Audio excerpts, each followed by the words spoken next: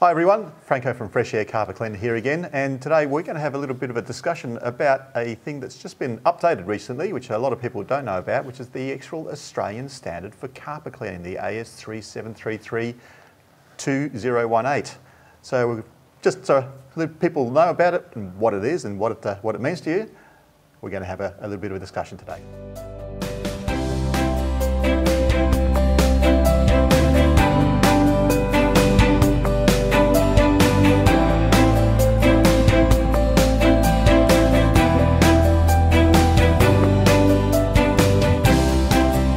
And here we are, back with Michael again. We're going to have our usual little chat and amusing anecdotes, maybe. We had a few of them before we came on air. Yeah. We also have a little bit of a pre-air discussion, and there's things get said. Yeah, but Australian standards, and I'm not going to try and repeat that number that you just rattle off the top of your head. Okay, well officially it's the AS/NZS-3733/2018. 2018 is when it was actually the year that it was actually put forward again. Okay. And there wasn't another standard before. The last time it was done was 1995. Wow, so a bit of a this while. was a long time coming. There was quite a few problems in getting it over the line. But December 2018 is when it actually came to the fore, and it's now available out there for people to have a look at and peruse if they would like to. But it is quite an important document as far as the industry goes. So, in your industry, you said it was an important document. Why? What caused it to start to be brought in the first place? Okay, well the reason it was brought in is because we needed a standard to go by so that people understood what was supposed to happen during the carpet cleaning process. Right. So it describes everything from start to finish with all the different processes there are, and describes the process, whether it's a restoration method or whether it's a maintenance method, because there's a lot of confusion. A lot of people are making all sorts of weird and wonderful claims about the potential of their particular system, which didn't always necessarily add up to the truth. Let's put it that way. So the standard was really developed so that people knew that there was a baseline that we have to work off to be able to get the results that the paying client is going to expect and should be receiving. So I can understand some of the complexities. So they start to put this thing together. It was part of the driver because of the different materials starting to be introduced into carpet cleaning. It wasn't just as simple as a...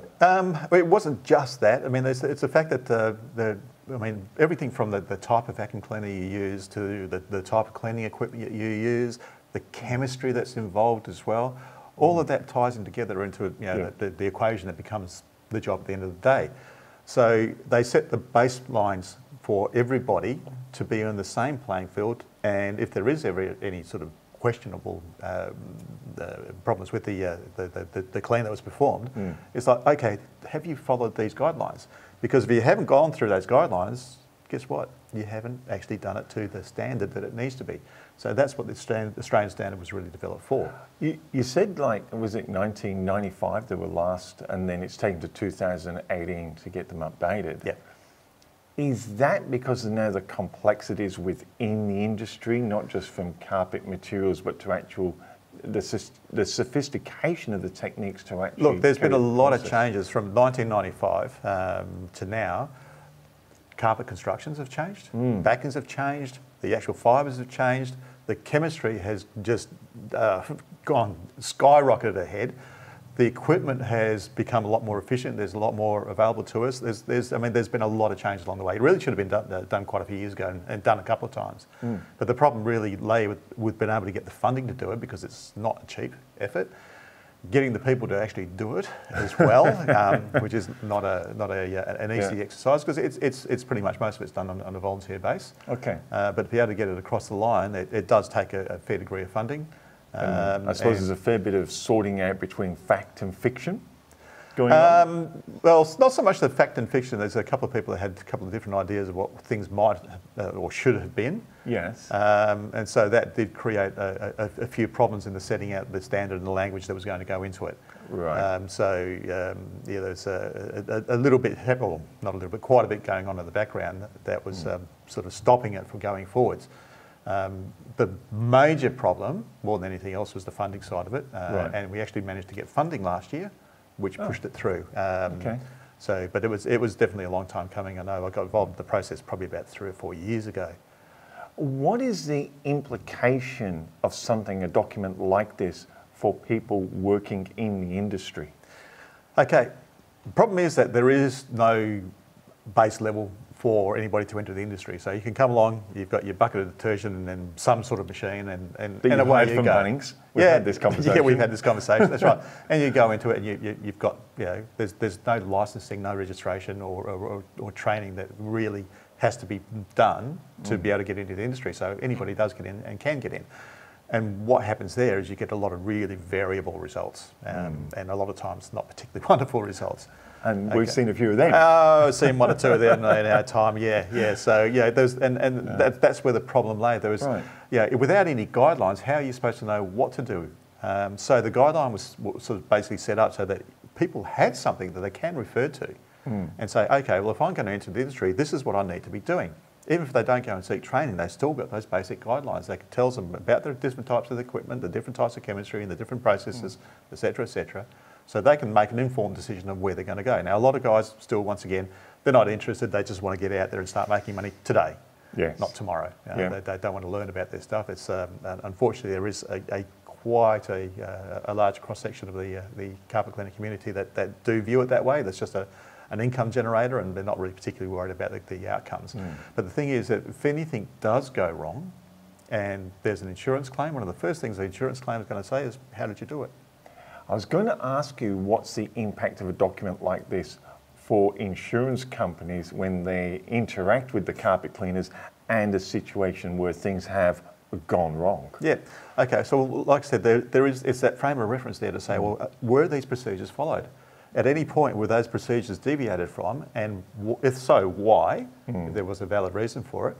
But it's still got that baseline. So if it goes to court, the judge's going to look at it and say, well, did you follow the guidelines? Yes or no? Purely simple answer. It's either you did or you didn't. Okay, like one of the very first things that you're supposed to do before any type of cleaning is vacuum. Vacuum, vacuum, vacuum. Yep. But the standard also describes the type of vacuum cleaner you're supposed to use and how the vacuuming is supposed to be done. It's not just like vacuum the carpet, because that's anything. Now, a lot of guys tell their customers to vacuum the carpet before they get there, and they said, well, that's fine, the carpet's vacuumed. I've been in carpets that people have told me have been just freshly vacuumed, and there's 2-inch thick lint sitting in the corners, you know. So what kind of vacuum have they got? So to be able to standardise it, at least you've got to have that type of equipment and that type of process. That's the very first thing. And then beyond that, it goes to describe each process and the chemistry behind it that needs to be undertaken to get to a result that people should be looking for. Now, Franco, don't mean to be controversial, but a few people, when things like this come to the forefront, some people argue this is just bureaucracy gone mad. You're just making things in here that are just, we couldn't comply to the letter of law. It's far too complex and it's unrealistic. Well, I challenge that to being unrealistic, because we clean to the standard and beyond the standard. We're at the quality end of the market, so we do try to get the absolute best result on each and every job, which means that sometimes we have to step up and above beyond what the standard says. But that is the baseline. As I said, that's what you should be doing as a basic on each and every job. So beyond that, it's a case of, well, if you don't follow that standard, how are you going to get the result that your customer is paying for? So you're saying that this standard is quite realistic in the fact, because it sets a baseline, it is an achievable standard. Absolutely achievable. Yeah. And look, if you're out there and charging ridiculously small amounts of money for it, then no, it's not going to be an applicable standard. But then again, do your whole house for $60 thing. Well, and that's the thing. At $60 an hour, let's just break it down. How much do people generally earn per hour when they're working? $25 an hour. And at $60 to do a whole house will take you, if you do it properly, the average house will take 2 to 3 hours. Yes. So that already means that it should be at $25 an hour, it should be $75 just to cover a minimal wage. $25 is not exactly a lot. Most of us are on a lot more than that. Yeah. So that's already blown the $60 out of the water. Yeah. And if you're going to follow that guideline, how can you do it for $60? I mean, $60, even then, you're still going to have your costs come out of that. I was going to say, Okay, so according to the tax department, it's around about 60 to 65% is quite allowable by the tax department. So if you're losing 60% of your $60 straight up in your cost for your business, How much is that leaving you for that couple of hours work? We've lost, what, $36? That'll be right in saying, coming out of your 60. So why would you be working for yourself? Yes. You're actually going backwards. You're not even making like the minimum marker for poverty, let alone making money to be able to live. So I suppose that's a good indicator for a consumer to look at something like that and just say, well, I know just in practical terms you can't do it for that price, therefore you're probably not actually doing anything. No. Look, and the thing is that a lot of these guys, because they're not following the standard, they don't even do the pre-vacuuming. They just charge in there with the machine, set it up, take the carpet and they're out again. I've heard them doing a house in as little as 15 minutes. Wow. Yeah. And I mean, it takes me 15 minutes to set up. Yeah. So I don't know how the heck they managed to get through a house so quickly, but I mean, I remember one that I went to, they did a whole 4 bedrooms, there was a lounge, dining, games, and a big family room. They did that whole house in 20 minutes. I got to ask, it took me an hour. That was an empty house. Empty house. Oh, empty house. Yeah. Wow. So it was a rental that people had been shifting out of, and of course the carpets looked absolutely terrible. They hadn't even vacuumed it. I went there and it took me over an hour just to vacuum it. Okay, wow. So and they did the whole house in 20 minutes. So that gives you some sort of indication of the level of clean that you get. It's not clean. So as the professionals in the industry, when they do the standards and you've been pushing for it and eventually got the funding, got it through, what was the outcome they were hoping to get the standards done for? What were you hoping going to be the result by getting a new standard? Well, as I said, we had that standard in place, but it was just so far out of date, and things have changed quite dramatically in that. Was it 23 years? Yeah, it's a bit of a long time. Yeah. So I think the internet got invented during that period. Well, pretty much. I mean. The internet was around then. Just in? Yeah, just sort of squeezed in there, because I know I got my first computer in the early 90s. So, but the things have changed and progressed quite rapidly since then. So, and a document needs to reflect that, because then once again, if you go to something went to court and the judge would have a look at whatever was in there, and it wouldn't match up with what was going on in the current situation. Yeah. So, how can you make a judgment on it when the actual information you're going to be able to get is wrong? So if you, from a defence lawyer point of view or even a prosecution point of view, they need to know how things are supposed to work to be able to make or get an eventual outcome. Now, when you've got standards like this, does it help the professionals in the industry with insurance claims? And you say going to court, that was interesting to me, because I suppose a lot of us never really think about carpet cleaning going to court. Well, it can do, because I mean, think about how much does a carpet cost? It's one of the most major investments in your house. Yes. So, it's not just like a few $100 worth of carpet there and, well, someone stuffed it up, we'll just replace it. No. It's a few $100 per room. And then you multiply out over the whole house. I mean, you can go $20,000 if you get a really high-end carpet in a larger house. You can go more than that, actually. I mean, I've told you about that one, that was $80,000 for a house with a carpet. So if something went wrong on that carpet, it's not just a small claim, it's quite a substantial claim. And even in a small situation, it's still a substantial claim.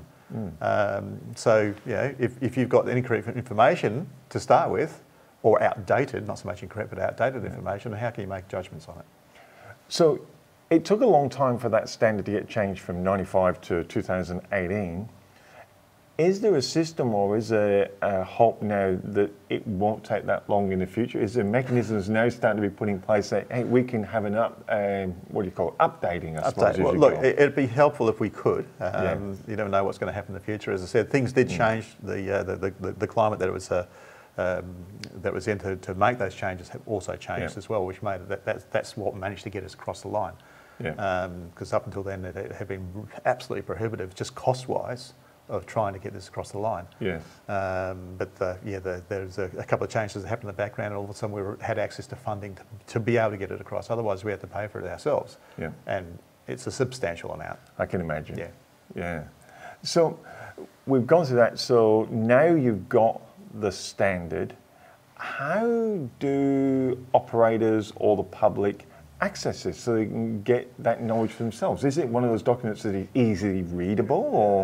Look, as far as reading it goes, that's quite easy. Access is probably a little bit more difficult. It's you buy it through a SAI-Global, SAIglobal.com.au. Oh, yes. They're the actual supplier of the standards. Yeah. You have to pay for it, which is the unfortunate part. But you can access it. So, especially if in a case where there was some sort of legal wranglings, Yes, shall we that's say, what I was thinking. then Yeah. it is perfectly accessible by anyone who wants to go in and have a look at it. Absolutely, yeah. Or you can ask a person who already has one. Which is you guys. Franco, when you've been going along, and we've talked about the standards, and what is your hope that having this standard in place will do now for the industry in general? Just to give it that recognition that it really deserves. It's not just a case of someone out there, as I said, with a bucket of detergent and a machine. There is a lot more that is involved in it, and there is with every industry you go to. There's always something in the background that you need to learn, and there's always going to be more. I'll learn it on a daily basis. Yes. You know, there's always something new that I'm finding out. There's always something else that's coming up. So that standard is really there to help, I don't know, gain some respectability for the industry, I guess, and say that, look, there is something that we should hang our hats on, and that is an actual standard. Yeah. And there is no way that you can say to a person, well, no, this is not how it is. This has been driven by the industry, for the industry. Yeah. So it's not a case of it's just a couple of little things here and there that someone said, oh yeah, you know, I reckon this should be included in. It's gone through a fairly major vetting process for quite a few people in the industry. I was included in that process as well to give my opinions on what was in there. Made a couple of little comments and changes and submitted that myself. But it was an accumulation of general knowledge from the whole industry. So it's not just a case of it's a person's opinion. It's a little bit more than that. That's fantastic. And when you're going through these, now, I suppose these standards are all driven because every industry and every profession has got what we loosely call them cowboys, you know? It's just one or two. Just one or two. It's Shangri-La Spurs. And I suppose some of the cowboys are a great driver for people going, we don't want that, we want to professionalise our industry. So as we're going towards the end of this particular show, I'm very, very conscious of your time, is have you got any good cowboy stories for us where you've had to go in? Actually, there's one that just cropped up in the last couple of days, and it came from a job that stemmed back 12 years ago. Wow.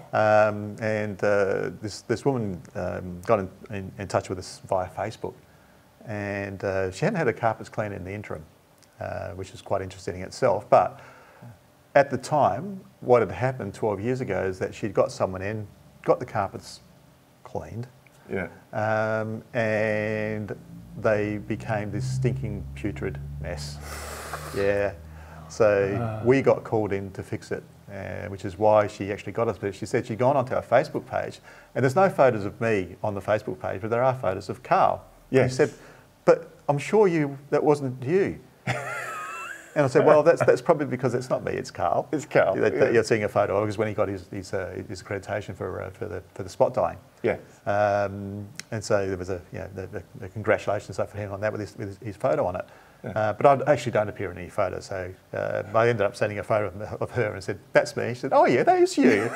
I said, and your name is Franco? Yes, that's me. She said, oh great, I found the right company, that's fantastic. So, but that stemmed from a cowboy. Now she has always been really hesitant, once again, of getting her carpets cleaned because she thought it was going to take forever to dry out.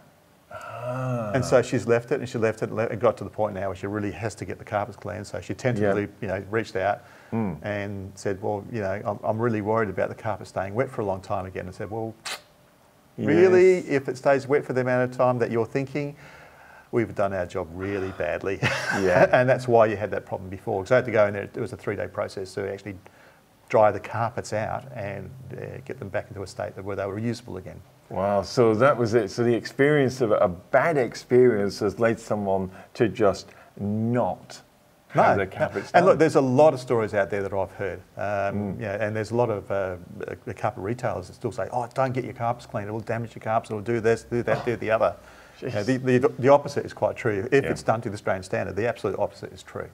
If it's not done to the standard, then they've probably got a fair point. If you don't have your carpets cleaned, it will damage. Yeah. Which is why the standard got created in the first place. So that, as I said, the chemistry is quite important, the physics of it as well is quite important, and how everything draws together to make sure that you don't get any damage on a job is quite important, and that's what the standard is there for.